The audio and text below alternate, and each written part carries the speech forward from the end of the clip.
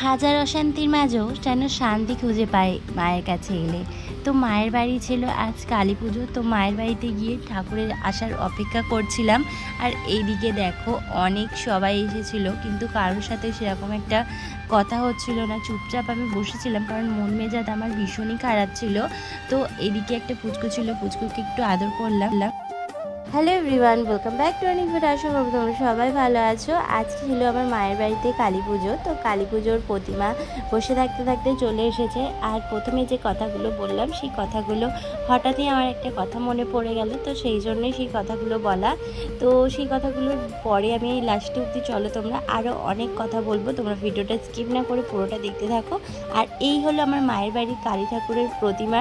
তো প্রতিমার মুখটা যে দারুণ হয়েছিল। তো ঠাকুরের কাছে একটাই প্রার্থনা করি, আমার সকল ইউটিউব পরিবারকে এবং আমার পরিবারকে ভালো রাখুক, সুস্থ রাখুক। আর এদিকে দেখো আমি সিনেম্যাটিক শর্টসের মাধ্যমে ঠাকুরের ভিডিওটা তোমাদেরকে চলো।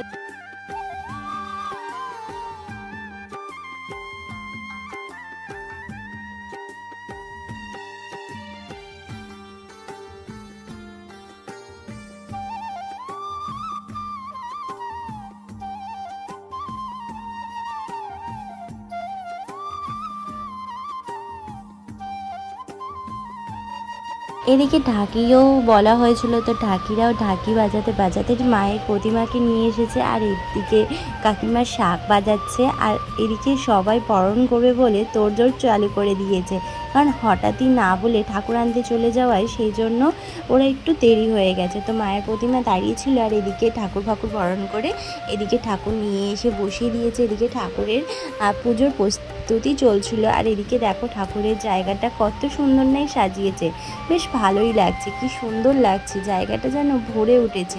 মায়ের প্রতিমার মুখটা না জাস্ট অসাধারণ ছিল। আর এই চেয়ারে বসেছিল ব্রাহ্মণ মশাই, আর এদিকে আমার দিদি আর দিদির ছেলে ফটো সেশন করছিল। এদিকে ঢাকি মশাই বলছে আমার ভিডিও করছো, করো করো, বেশি করে করো। এদিকে কাকারাও সব ভিডিও ফটো তুলছিল। আর এদিকে আমি বসে বসে এইসবই করে বেড়াচ্ছিলাম, কারণ কাজ তো সেরকম একটা ছিল না। তোমাদের দাদা ভাইকে রান্না বান্না করে দিয়েছিলাম, ও তো কাজে বেরিয়ে গেছিলো, কারণ ওর ছুটি ছিল না, ও কাজে বেরিয়ে গেছিলো। আর এদিকে এই কাকিমা বেলপাতা গুনছে, বেলপাতা সব মানে যা যা লাগে পুজোর, আমি সেরকম একটা পুজোর ব্যাপারে বুঝি না। তো এদিকে এরা মিলেই সমস্ত কিছু করছিল। তো এদিকে আমি বসে থাকতে থাকতে কী করবো বুঝতে পারছিলাম না, তো তখন আমি চলে গেলাম ঘরের দিকে।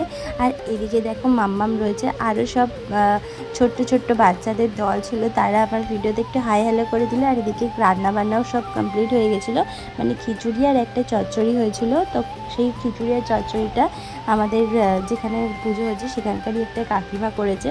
তো এখানে সমস্ত পুচকুকে নিয়ে আমরা একটু ফটো তুললাম, ভিডিও করলাম, করে ধরে তারপর চলে আসলাম মায়ের ঘরেতে। আর মায়ের ঘরেতেও এই আন্টিটাকে দেখছো, এই আন্টিটাও এসেছিলো, আমাদের পাশের বাড়িতে ভাড়াতে থাকে। আর এদিকে মাম্মাম জল খাওয়ার জন্য প্রচণ্ড পরিমাণে বায়না করছিল। আর লোকজন দেখলে না মাম্মাম একটু বেশিই নাটক করে, বেশি মানে জ্বালাতন করে, মানে জানে বকবে না, সেই জন্য আরও বেশি করে করে।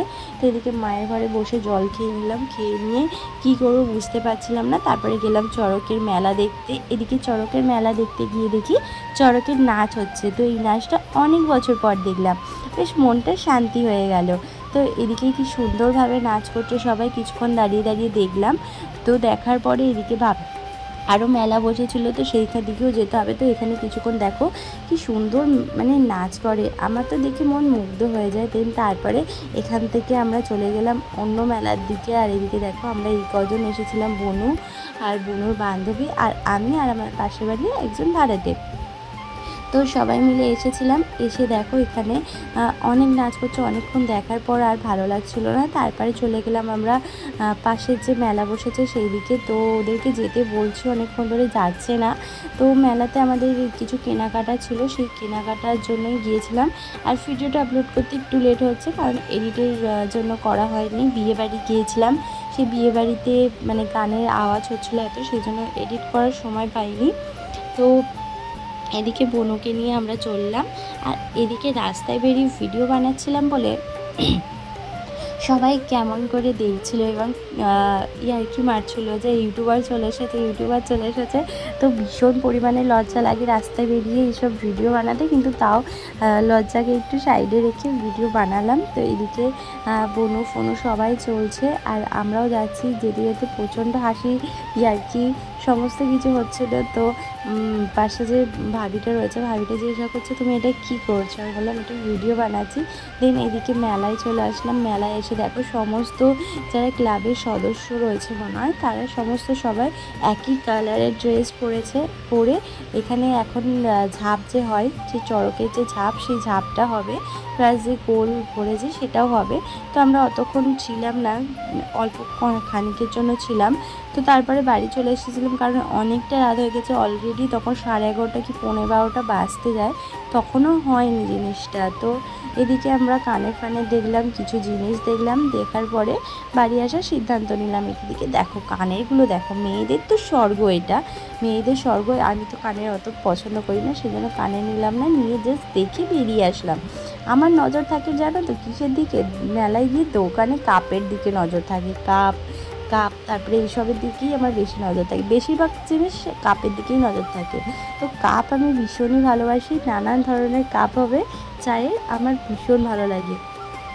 তো এইদিকে দেখো মেলাটা সেরকম একটা বসেনি এবারে একদমই ছোটোখাটো মেলা বসেছিল, একদম পুচকু পাচকু। তার মধ্যে ফুচকা খেতে গিয়ে হয়েছিল বিশাল মজা।